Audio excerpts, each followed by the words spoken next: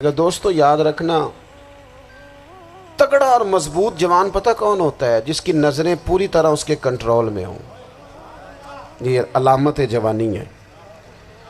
جس آدمی کا پوری طرح، دو لوگ دنیا میں کبھی کوئی کارنامہ سر انجام نہیں دے سکتے، ایک جو حرام کھاتا ہو، ایک جس کی نظر ناپاک ہو۔ محمد بن قاسم جب یہاں آئے تھے نا،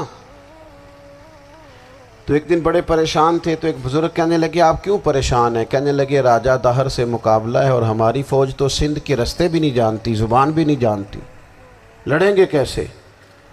2-4 دن کے بعد ان بزرگوں کی دوبارہ محمد بن قاسم سے ملاقات ہوئی تو بڑے خوش تھے۔ کہا اب آپ کیوں خوش ہیں؟ کہنے لگے وہ میرا مقابلہ نہیں کر سکتا، میں نے تحقیق کر لی ہے۔ کہا کیوں؟ کہنے لگے نظر کا گندہ ہے، اور جو نظر کے گندے ہوتے ہیں وہ میدانوں میں ٹھہرا نہیں کرتے۔ میدان کے لیے نکلنے کے لیے پاک جوانی کی ضرورت ہوتی، تطہیر مزاج ہونا ضروری ہوتا ہے، پاکیزہ افکار اور سچی اور سچی ستھری سوچوں کا ہونا ضروری ہوتا ہے۔ اس لیے فرمایا کہ میرا مقابلہ نہیں کر سکتا۔ حضرت عبداللہ ابن حذافہ کمرے میں تھے، تو وزیر کی بیٹی اندر سجی سنوری پہنچ گئی۔ جیسے ہی آپ نے اس کفر کی چال کو دیکھا تو تیمم کر کے نفل شروع کیے۔ وہ ساری رات بیٹھی رہی، رب کا بندہ ساری رات عبادت کرتا رہا۔ عبادت بڑا سہارا ہے، مصلی بڑا سہارا ہے اللہ کے بندوں۔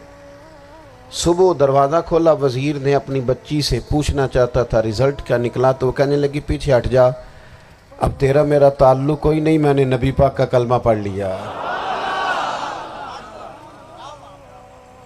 اس نے کہا میں نے بھی زمانہ دیکھا ہے، پر یہ کیا لوگ ہیں، کستوری کے بنے ہوئے، سندل سے دھلے ہوئے، کہ میں ساری رات کمرے میں رہی اور 100 اور 1000 آدمی جس جوان کا مقابلہ نہ کر سکے، اتنا طاقتور جوان کمرے میں رہا اور اسے نظر اٹھا کے نہ دیکھا۔ او کچا رنگ للاری والا جڑا چڑھدا تے لیندا رہندا ہے، اے عشق تیرے دا رنگ محمد چڑھیا پھر نہیں لیندا۔ میں کہا ایک دفعہ نظر اٹھا کے نہیں دیکھا، کمال ہو گئی۔ اتنے بڑے لوگ، اتنی بڑی سعادت مندی، فیروز بختی، معاملہ فہمی حد ہو گئی۔ اللہ اکبر۔ دوستو بادشاہ جب پوری طرح ہار گیا نا، اس نے کہا مار دو۔ تیل گرم کیا ایک کڑاہی میں، اور جب آپ کو اس میں ڈالنے لگے تو آپ کی آنکھوں میں آنسو آ گئے۔ بادشاہ کا خیال ہوا شاید نرم ہو گئے ہیں، کہنے لگا روئے کیوں؟ فرمانے لگے سوچتا ہوں جان ہی ایک ہے، کتنا مزہ ہے اس کی راہ میں جان دینے کا، کتنی لذت ہے اس کے نام پر مرنے میں، کتنا لطف ہے۔ جے تو چڑھیا اتے دار بھی نہیں، تے جے تو وکیا عشق بازار بھی نہیں، تے ایڈا سستا سودا پیار بھی نہیں، تے ایڈا سستا لبدا یار بھی نہیں۔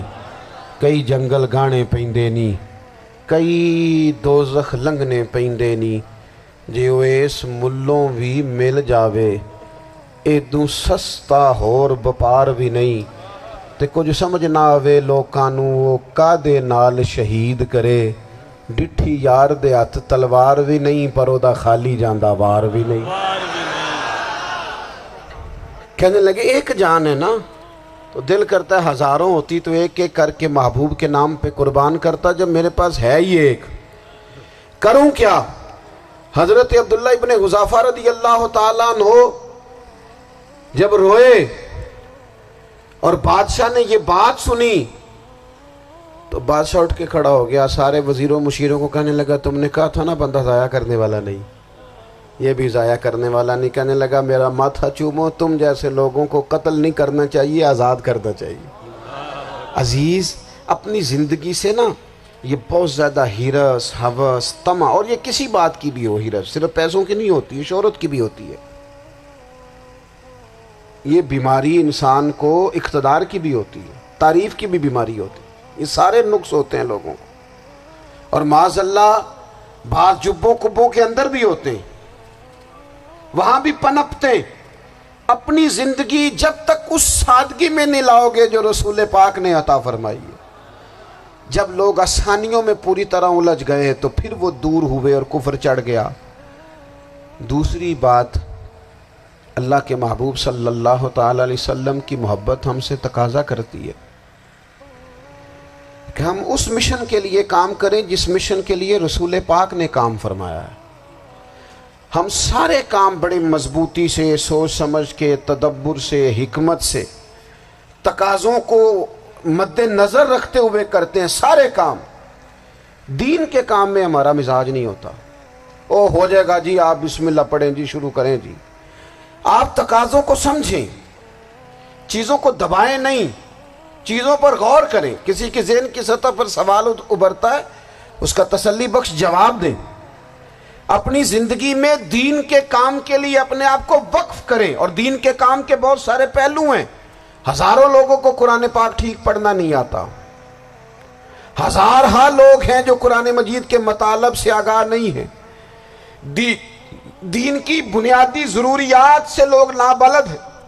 میں آپ کو کس طرح یہ بات سمجھاؤں کہ ہزاروں کی تعداد میں طلاقیں اس لیے ہوتی ہیں کہ مردوں کو طلاق کے مسئلے نہیں آتے، انہیں پتہ نہیں ہے کہ مجھے حقوق زوجین کے معاملے میں کیسے چلنا۔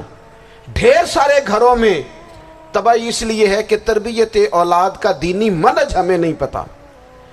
اپنا حصہ ملائیں دین کے کام میں۔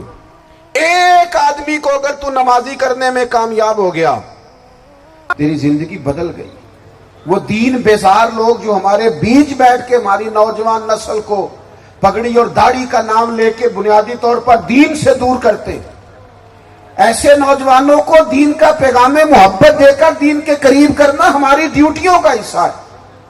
ہمیں ذمہ داری کا احساس کرنا پڑے گا، ہمیں یہ خاص قدم اٹھانا پڑے گا، توجہ دینی پڑے گی۔ مساجد، مدارس، میں آپ سے عرض کروں، اتنی ڈٹ کے مخالفت ہوتی ہے نا مدرسوں کی، اتنی ڈٹ کے۔ میں ادارہ چلاتا ہوں، اس کے چلانے میں جو مشکلات ہیں وہ تو ہم بتا نہیں سکتے آپ کو، اس لیے کہ میری قوم، میرا اس قوم سے تعلق ہے جو نعت خواں امیر کرنا چاہتی ہے، مدرسے نہیں۔ ہاں، نقیب خطیب پیدا کرنا چاہتی ہے، شعر و شاعری کی زندگی کو پروان چڑھانا چاہتی ہے۔ فقط ہمارا ان لوگوں سے تعلق ہے جو لاکھوں کروڑوں روپیہ محافل پہ لگائیں گے، اور قاری صاحب بیچارے اگر مسجد کا کوئی ہونے والا کام کسی وقت بتا دیں گے تو وہ بڑی مشکل آ جائے گی ان کے لیے۔ یہ کیسے ہو سکتا ہے، آپ نے یہ ڈیوٹی بتا دی۔ مدارس، اور جتنا اہم رول دین کو پھیلانے میں مدارس اسلامیہ کا ہے، اتنی زبردست، لوگوں کا خیال ہوتا ہے میری طرح کے لوگ شاید کام کرتے ہیں، ڈیوٹی کرتے ہیں۔